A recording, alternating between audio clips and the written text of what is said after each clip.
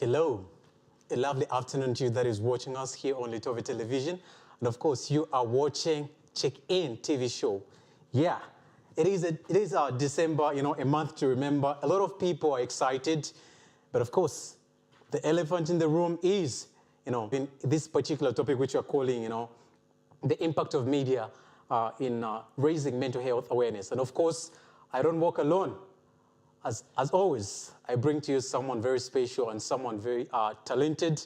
And yeah, this is my guest, Serena Mwale. She's Cavendish University Students Union Vice President. She's a mental health activist and also Capital FM, presenter and host. Welcome to the show, Serena. Thank you so much, Blessings. I'm so happy to be here. And like you said, it's December. We need to talk about these conversations. Yeah. We're ending the year. Let's get to see how we've been performing. Of course, December is always a month to remember. Definitely. Some people drink their lungs out. Everything is just so exciting and all that. Yeah, but of course, it being December, it comes with its own, portion of troubles. Oh, yeah. Like I said, we have a big elephant in the room, which is the high cost of living. That how do they make their families happy and all that? This is why today we are having a topic on the impact of media in raising mental health awareness. First of all, what do you think about the topic? Well, overall, honestly, I feel it's a great topic. When we're talking about media, media is literally, if not the biggest platform, but I know one of the biggest platforms that we're going to use. I mean, media is everything. Media is the news. Media is our phones, Facebook, WhatsApp, Twitter, or X, as it is now known as. Media is literally the biggest platform for disseminating information.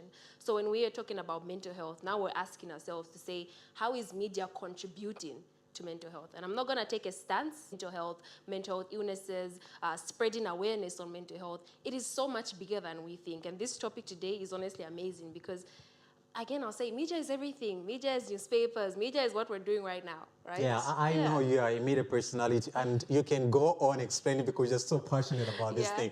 Yeah, but to start with, what is your definition of mental health?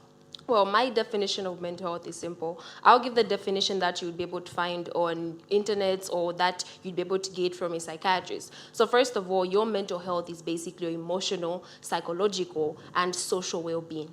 Right now, to just break it down, mental health is how you, Blessings, as an individual or the listener right now is going to interact with their environment on a daily basis. How they're going to interact with their minds, how they're going to interact with friends, how they interact even in their workplaces. That is really what mental health is all about. How you're able to even solve life problems. Because if we've noticed, people that we term as struggling with mental health or having mental health illnesses are not able to cope with daily stresses of life.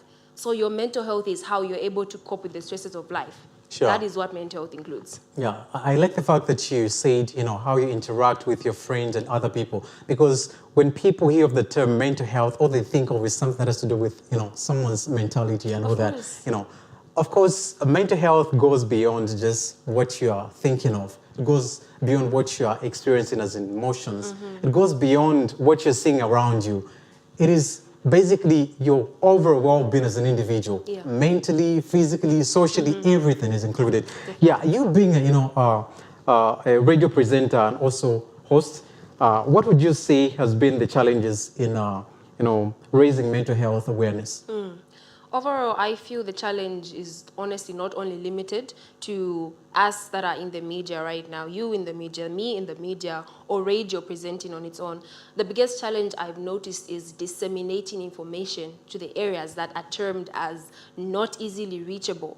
Let's talk about rural areas. Honestly, I feel when we are where we are right now, we're in Lusaka, right? We're in an urban area. Disseminating information is easier because you'd expect that a large number of people can speak English. So we're disseminating the information. The question is, who is looking for that information? So the challenge that I feel has been the biggest is reach. I'm highly passionate about getting the message to communities where people can't speak English, communities where people don't even get to understand what mental health is. Believe it or not, Blessings, if we're to walk out right now, go to communities that are not considered as developed or shanty communities, and we say mental health, you hear someone say, what's that? Nivichani, already that's the problem. So I feel the role that media has to play in this conversation is so important. Is we need to break it down. We need to ensure that, yes, this is on social media, blessings. We're going to be reading about it through Facebook posts that are obviously in English. We'll watch videos because we know we can go to YouTube. But then what about someone out there in Shangombo who doesn't know about this? And, you know, mental health illnesses are everywhere. Mental health problems are everywhere. You know, so for me, the biggest challenge has been reach in terms of breaking down the information. We need more people on board. This is why collaboration is so important. Let's get people that can speak this language from this area. Let's get people that can easily explain this in a certain language. You know how easy it is to explain some of these terms in English? Imagine how you'd say the word social psychological well-being in Nyanja. I don't even know. Right? Honestly, I can't say. Yeah. You know, and I've been to communities where I was trying to break it down to kids, and obviously these kids could only speak Nyanja, right? So you try and break it down, and you make it in an exciting package. Like, okay, kids, your mind, what, and obviously Nyanja and whatnot. And, you know, it was so interesting to see that they were so interested, and they were like, yeah, you're right, madam, I do feel sad out of nowhere when they shouted at me and stuff That like is great. And Serena, Yeah. I appreciate the fact that you've mentioned, you know, reach, because in as much as we're trying to raise awareness, the question is, who are we trying to raise awareness to? Who are we speaking to? Yeah. So it's important to get a lot of people on board for us to, you know, to achieve our intended results. We need to speak to as many people as possible. Definitely. And of course, one of the biggest challenges in as much as we're looking at raising mental health awareness has been stigma. And this leads me to the question, say, how do you describe the role of media in fighting stigma attached to mental health issues? The role of the media, like I said, is bigger than anything else. Let's define what media is, blessings. Media really just includes mass communication. When we say mass communication, what do we mean? We mean print media. We mean our Facebook. And I know we said this topic is basically on social media, but I feel we need to as well stretch it out to other forms of media that could contribute greatly to the movement of spreading mental health awareness, right? So what is media? That is what media includes. Media is videos on YouTube. Media is videos on Facebook. You know, media is articles on the internet. Media is literally everything. Newspapers that we get every single day. So that's media. Already that should paint you the picture of how big media is and what role media could play when it comes to disseminating positive information. Now, my issue with media, blessings, is that right now what is trending is the late Nathan Mitty, right? Of course, a suicide. My issue with media is that these conversations will only go on when there's such cases of suicide. Yeah. And if you've noticed, there's a trend. It's usually towards the end of the year. You know, I always wonder what goes on in December. That's what I'm saying. December is a month to remember because it's a lot of things happen. Yeah. It's a lot. And honestly, I would really advise people to be safe, take care of your mental health. But just getting back to what I was talking about, really, you know, there's really a lot about it. It shouldn't only be about because there's a suicide. And, you know, if you've noticed, tabloids usually share this because obviously they're trying to keep up numbers, right? But then they will not share the message and say, someone has committed suicide. We just want to spread the message out there and say, this is how you can take care of your mental health or whatnot. It would literally just be about the story and giving juicy updates for the people. Say the sort like that just did happen. I don't want to weigh off too much on that one, but it's an example because I need people to know out there that let's keep the conversation going beyond such instances. How are you helping people? Are we spreading the message to someone out there who's also having problems in their marriage that, listen, if you're having issues, don't do this. Please, you can get help here. Or is the message that's being spread, you know, it's going to be popular when you die, so don't do it. Otherwise, you're going to trend and that's it. Right. You know? Yeah, Serena, I like the fact that you brought in the aspect of social media. And on social media, a lot of things happen. Yeah, some people get negative, you know, information from social media. Some people get positive information. But, you know, as the media, you know, what are we doing? Are we really doing enough in, helping by providing information to those people that are struggling with mental health issues? Are we able to give them, you know, resources that can help them for them to get help? Or are we just talking about mental health in a way that they do not even understand? Are we doing enough as media? My simple answer is no. Short answer, no. And it's exactly weighing off of what I said before. You know, media should keep the conversation going even beyond trending issues of suicide, even beyond issues that are trending that have obviously affected someone negatively. But then if you've noticed, everything is about jokes on social media. So it's quite sad to see certain things being turned into a trend. And then we know how social media is. 2 days later, it dies. So the media is not doing enough in that we need to ask ourselves, say, are we really trying to be part of the solution? Are we really trying to help people out there? Or is it really just for the fame? With the negativity that comes with social media, do you think we need to put, in place laws and policies that will try to regulate how, social media operates in order for us to at least, see rather to have some information that is properly constructed and information that is positive in nature? Well, yeah, I think honestly, this now goes out to how we can collaborate with the government and obviously Parliament in particular, because they're in charge of making these laws, right? I know we have laws against cyberbullying. Obviously, I think that's very helpful. That's something that greatly affects people negatively. When you talk about the negative impacts of social media on someone's mental health, greatly, that act helps. But then how many people know about it? This is where we go back to reach. Do people know about the information that they can use to say, listen, if on social media I posted something and someone said something bad and it was really, really bad, then I can now go to the law and actually take action against this person, right? So let's just have it out there, I feel, on that one, because I don't know what law that we can have that will compel all media platforms to at least disseminate information on mental health. But then what I'm saying is, let's have collaborations, be it with the Ministry of Health, to say, listen, we're gonna send you an article every single week, publish this on mental health. Let's get to newspapers. Newspapers have so much going on. Let's have every single newspaper an article on mental health, and not just talking about it, blessings. Let's have people pinpoint forms of mental health, mental health disorders and whatnot. Let people have it broken down. And let me just add on, the negative impact that social media does have, or media in general, on mental health is we have the depiction of mental illnesses in movies is very stereotypical. It will show people to, or like, okay, if someone is acting this way, this is the only, means they're just mad. But then, in actual sense, it can be broken down to say this person has maybe schizophrenia and this is what it is and this is how you can interact with this person. But then media or movies, because it does count, we have short films up on social media that impact our minds in one way or another, blessings. We're watching it and we're like, oh, okay, I've learned a thing or two from this. One thing that I've noticed, Serena, is that the media is always, portraying this image of, mental health issues. They talk about mental health, yes, but they do not provide coping means or ways. Oh, yeah. Yeah. So do you think, or should I say, how best can the media communicate the health behaviors and coping strategies which, an individual who is struggling with mental health can tap in or can benefit from? Well, it should all be planned out, right? This is what I'm saying. Like the case that we just had of someone committing suicide, when that happens, let the topics be about, okay, we are telling you that this has happened, but then maybe in the comment section, let's have tabloids plan out to say, we're gonna advise people to say, if you're not okay, maybe collaborate with even psychosocial counselors. Say, can we add up your number on our Facebook page as we are posting this up, because we actually want to be part of the movement. Then people can get in touch if at all they're feeling similar to what the person in that particular story was feeling. You know what I'm saying? So let's break it down. Let's have those conversations. And I love what you've said. Are they actually telling people to say, when you're sad, this is what you do. If you're feeling this way, you might be suffering from depression, but get expert opinion, or you might be suffering from anxiety. And guess what? It's normal. I think that's the message we need to get out there, blessings. People need to know that it's okay to feel sad. It's okay to feel normal. But then what are you doing about it yourself? You know what I'm saying? Yeah. What is everyone else doing about it?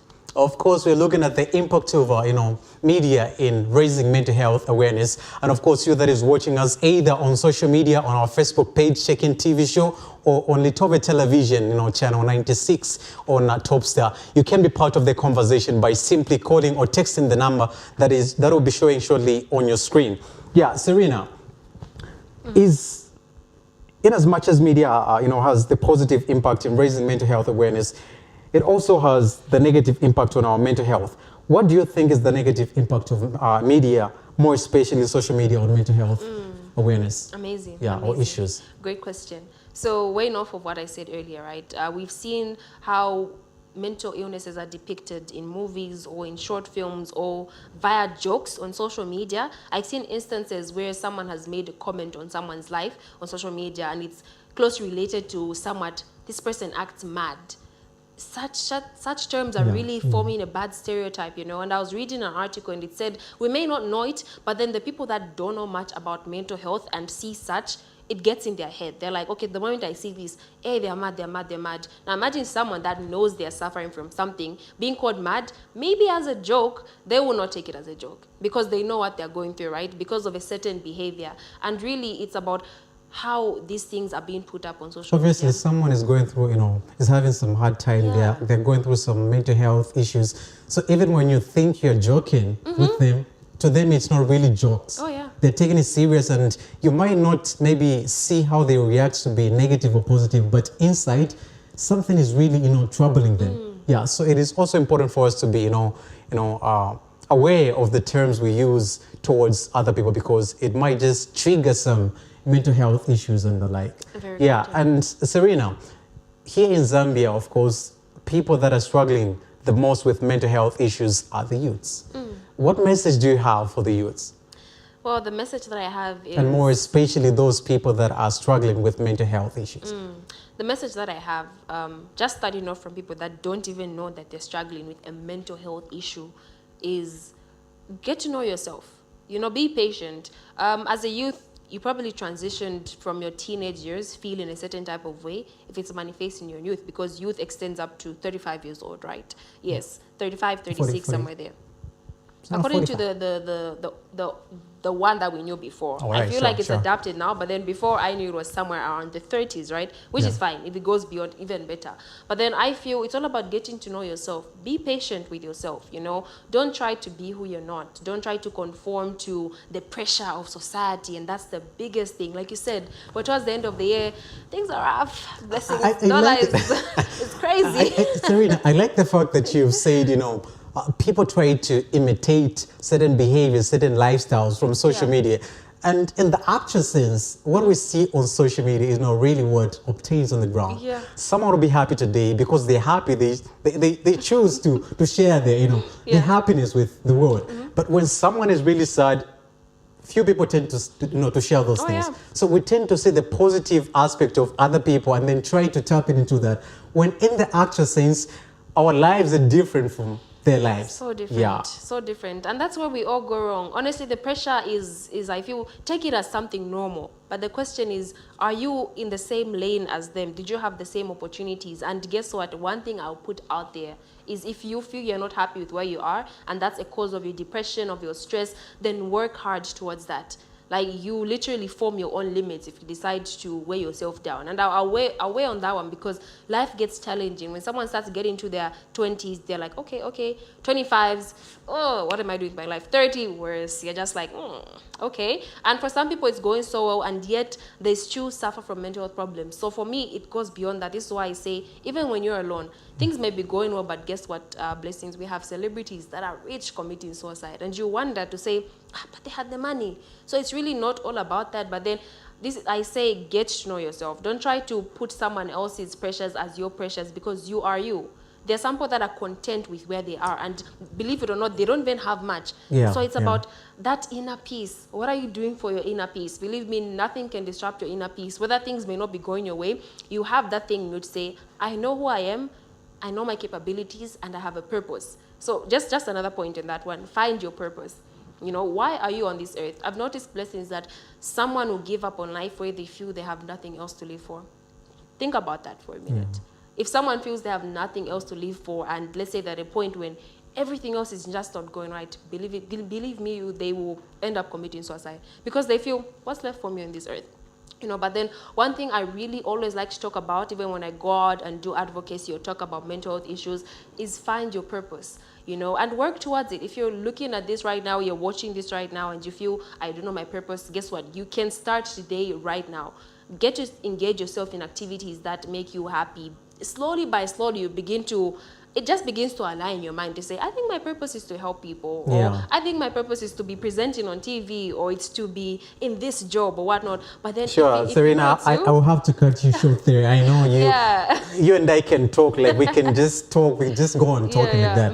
Yeah, but you are a media personality. You know, you're a media practitioner, and I believe you tend to interact with a number of people. You tend to interact with, you know, mental health activists, the church. My concern, more especially with mental health, is how the church is dealing with mental health. Oh yeah.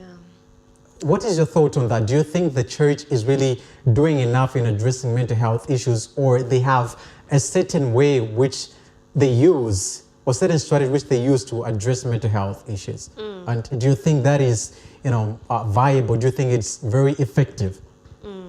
Well, as a Christian, I would honestly say that God has been big in my journey through the struggles I have faced with my own negative side of my mental health and how I'm able to manage my daily stresses. And I will say God and my belief in God has really helped me so much. So that should weigh on the church to say, listen, you have the ability as a church to give people that belief to say, listen, you are created by God and you have a purpose. It links back to purpose, because how else do you find your purpose if you don't know why your creator made you? You know what I'm saying?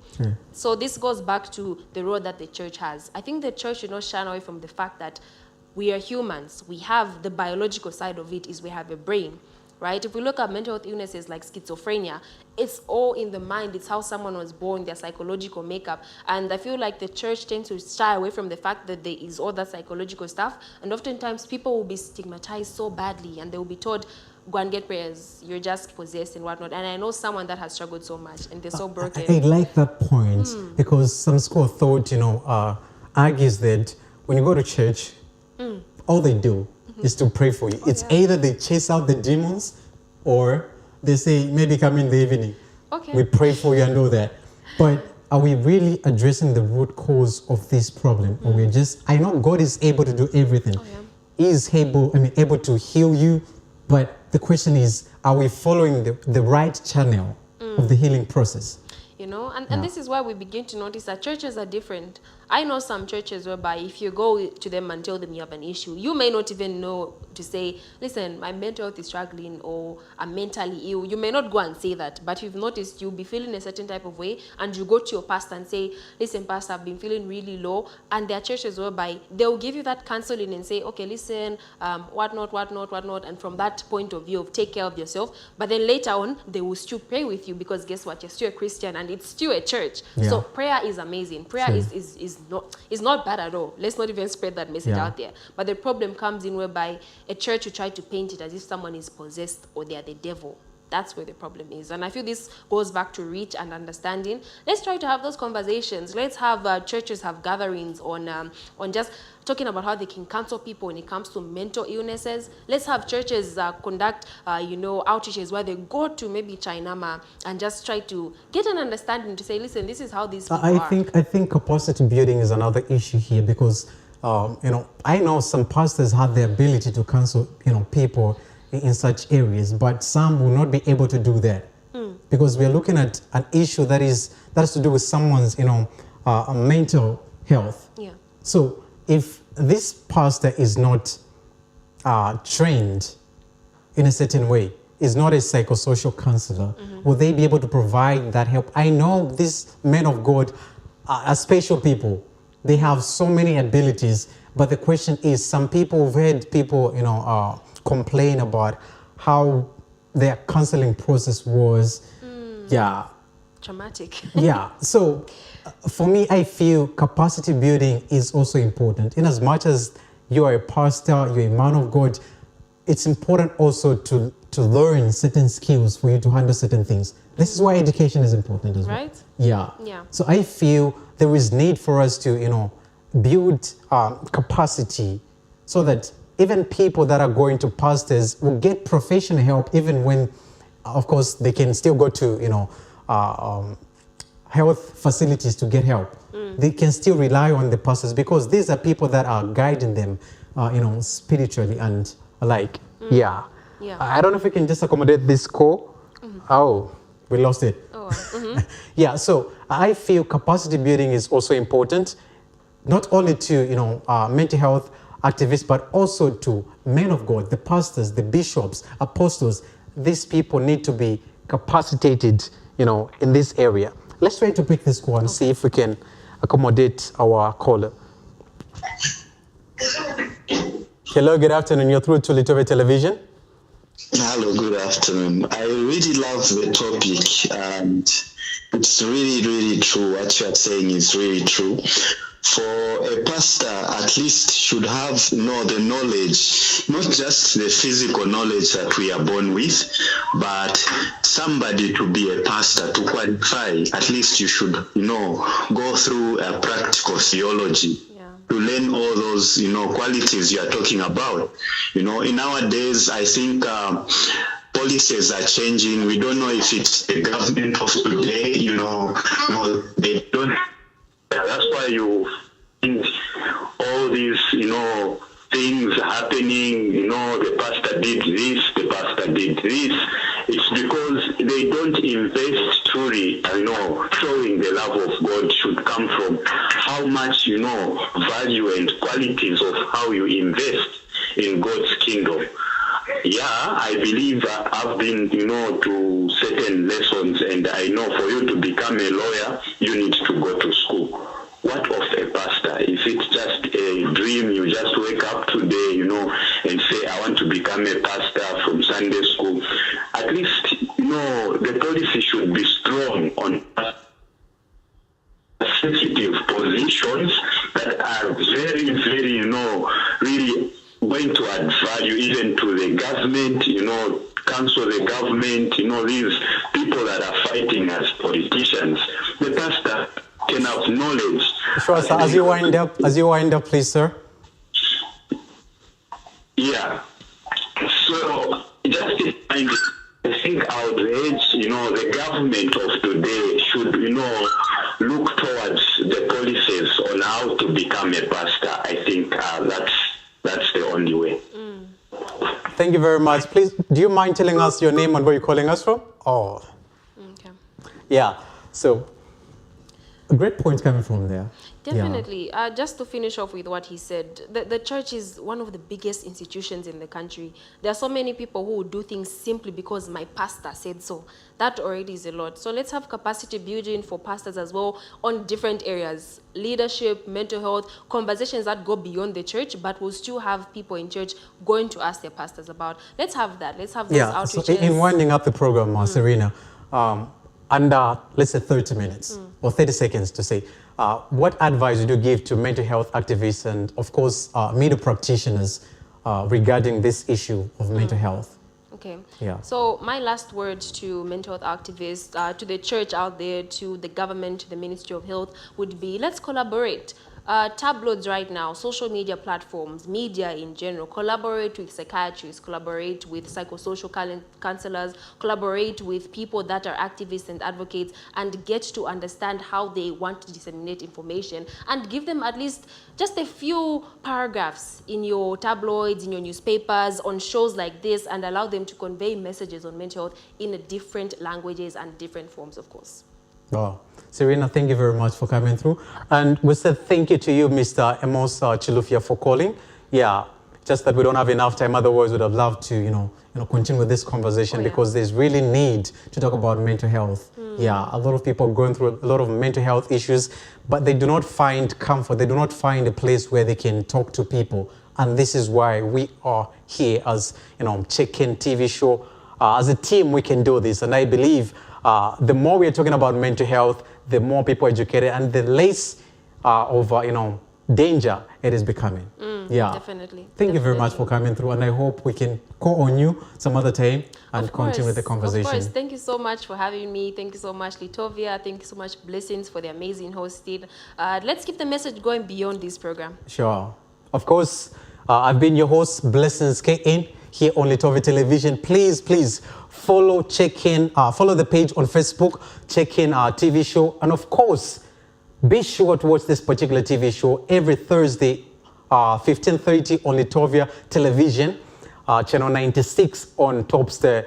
And yeah, let's keep talking about mental health. We can just help someone out there who's struggling with it. Like I always say, stay safe, peace, in the Middle East. See you next time.